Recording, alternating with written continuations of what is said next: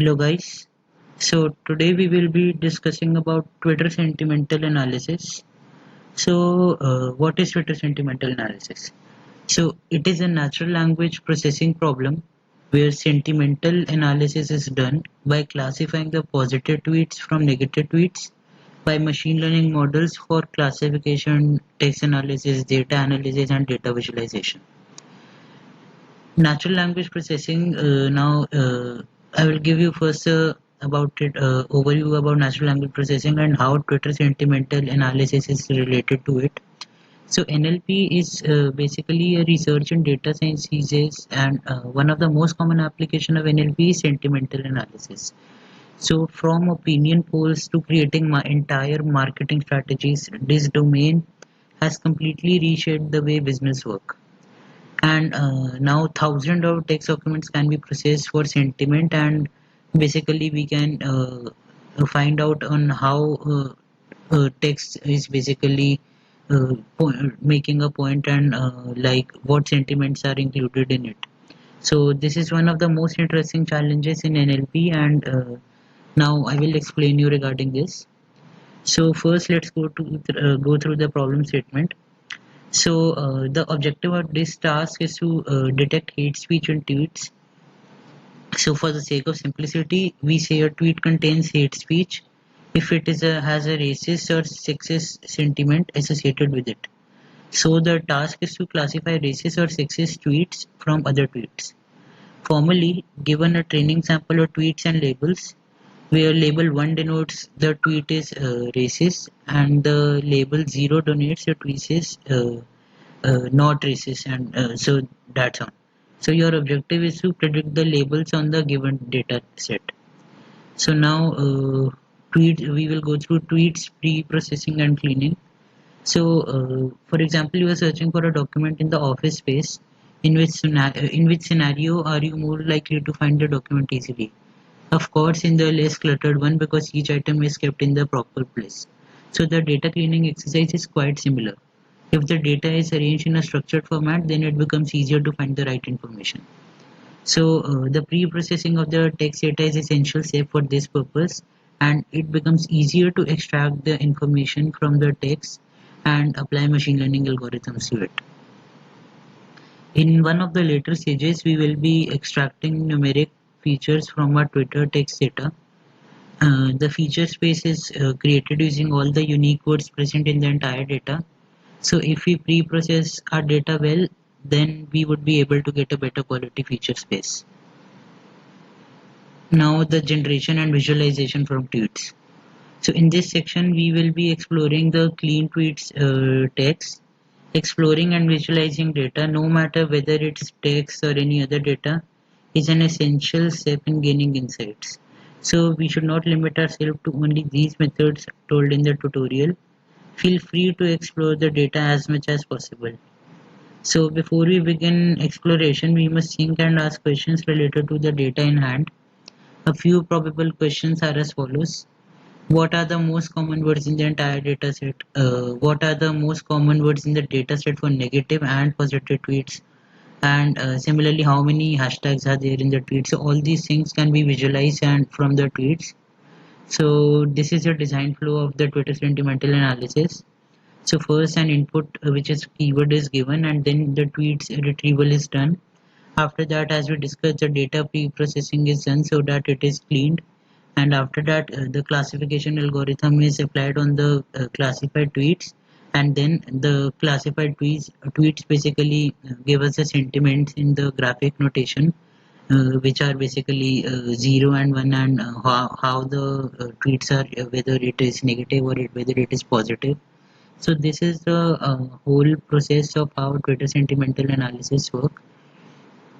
So as you just discussed, when there is a debate going on on Twitter, then often such algorithms are used in order to classify whether the debate has been on a positive side or on a negative side, and very fruitful information and very important information can be gathered through this algorithm in order to get an overview of how the whole process is going instead of reading each tweet separately.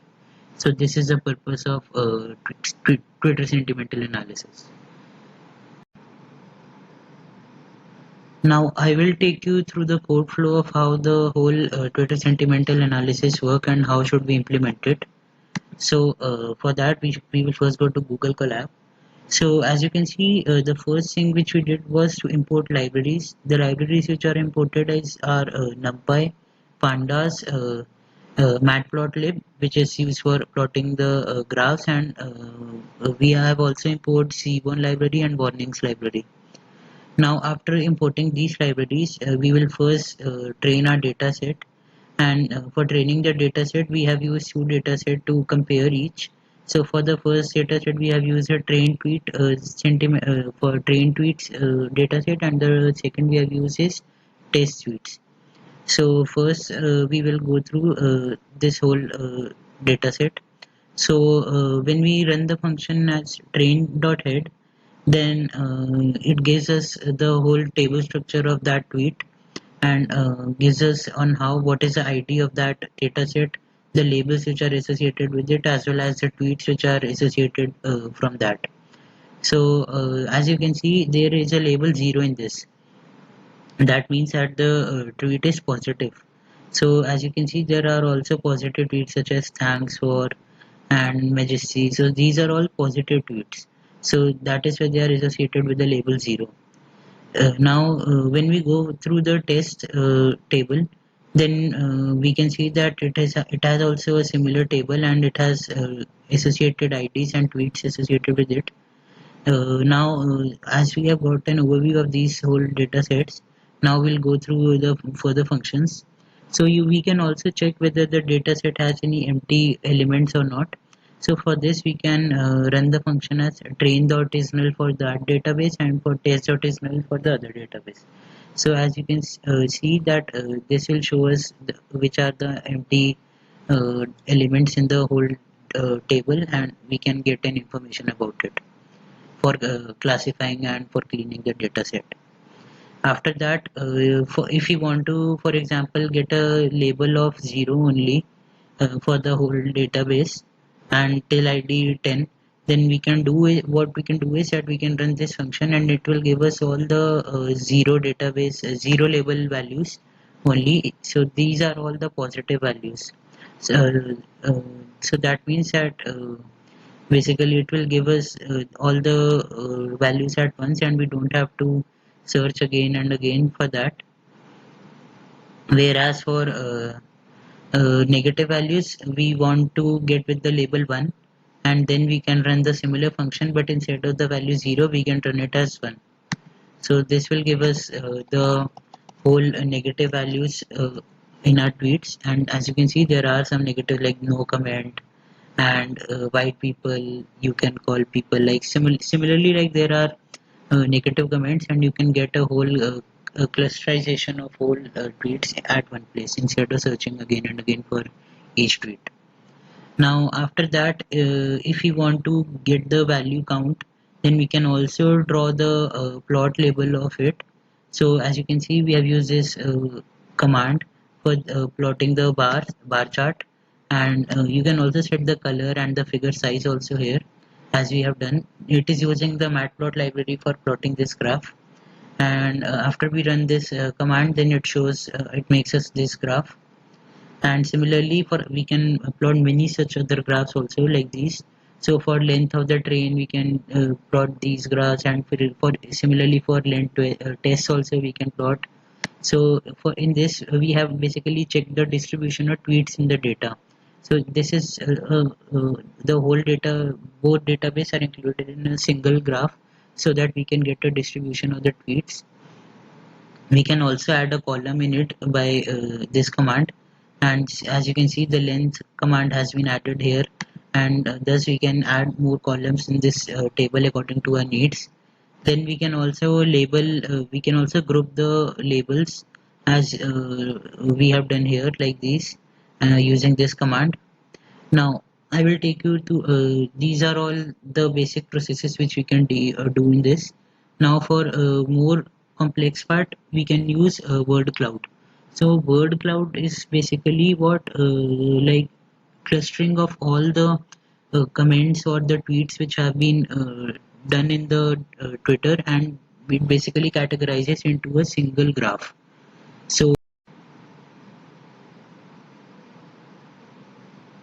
so as you can see in this, like the word cloud we have used, and it's basically we can set the background color, width, height, and we can generate the frequencies of the word frequency which we have gathered from the tweets, and then we can also plot the similar graph, and we can also put the legend and the title in these. So it's very useful for getting a clusterization of like what words are associated with a single command, or a word that we have found from the tweet. So it's used for getting similar words for which we are searching. So this is the word cloud. So for this it was like for the word cloud vocabulary from reviews, this was for the neutral words, and this was for the negative words. So as we have gathered these, then we can basically get information about each part, whether it's negative, it's positive, and similarly like that. Now moving further, we can also get information about hashtags which are used. So as you can see, by using this command, as you can see in this video, then we can get hashtags also. For example, Trump politics. So people have used these hashtags for making their tweets, and we can get information like, as you can see, approximately 110 times the hashtag Trump was used in the tweets which are used by the people. And then we can basically tokenize it also. As we have learned in earlier videos also, tokenization is done for clustering of the whole sentence into single words, and which can help us in basically finding most similar words, most different words also.